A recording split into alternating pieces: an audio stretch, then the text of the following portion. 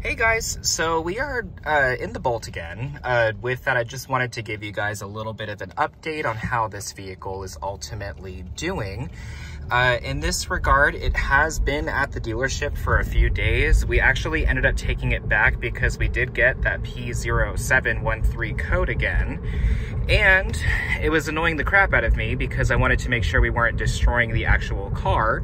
So we took it in. Now, in this case, when it came down to it, it went to Henderson Chevrolet, which is one of the dealerships out here that is not Finlay owned. And the dealership that we bought it from was Finlay owned, and they diagnosed the vehicle. Now, luckily, the issue was still there, and it did not just go away like it's been doing, but a fault code of P0713 came up, and in this case, I have seen this on multiple forums talking about what solutions are there. Unfortunately, realistically, there are not any solutions that have been posted online, so I was able to contact the dealer myself because I'm impatient and don't want to wait for systems to go back online. And from what they had found is the transmission somehow reached a temperature of -40 degrees, which is a bit bizarre.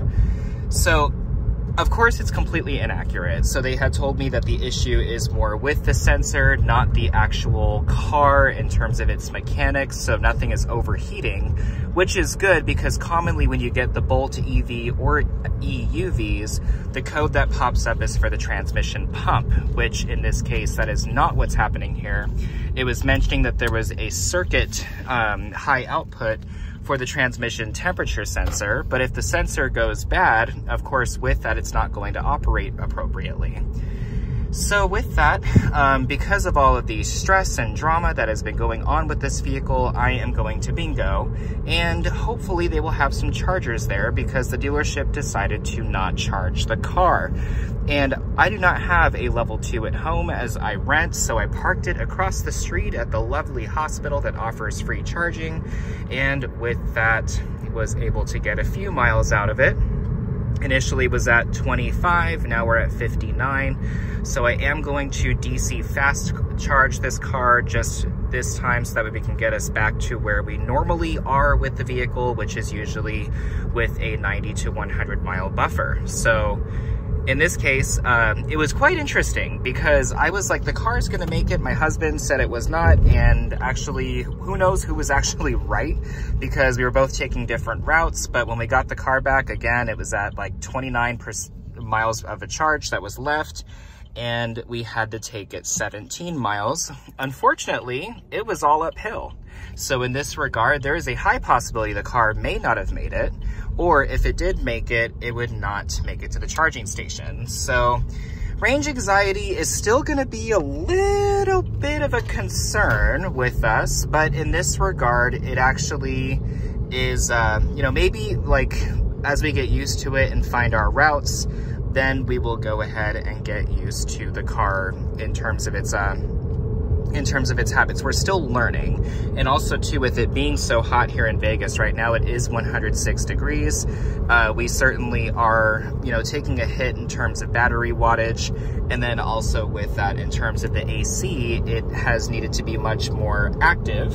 So, which by the way, this AC freaking rocks, dude. But in this regard, we have had to play around with it to see, you know, essentially what we can do to maximize the range without sweltering. So in this regard, this is where we're at with the Bolt. I just wanted to give a little bit of an update here. It drives fine, it accelerates fine. It did give me a propulsion power reduced situation, but in this regard, it was because the sensor is misreading, so it's putting the car into like a semi-limp mode. Honestly too, like these vehicles, because of it just being a 1-speed reduction gear, I can't imagine it's overheating. And with that, we don't drive this very hard, nor do we drive it incredibly fast. So in this case, yeah, they can spin. The motor can spin pretty quickly, but in this case, one thing I've noticed is that with the vehicle, I can't imagine it would have been overheating. Plus, if it was overheating, I feel like we would smell it, and additionally, the performance would be severely impacted.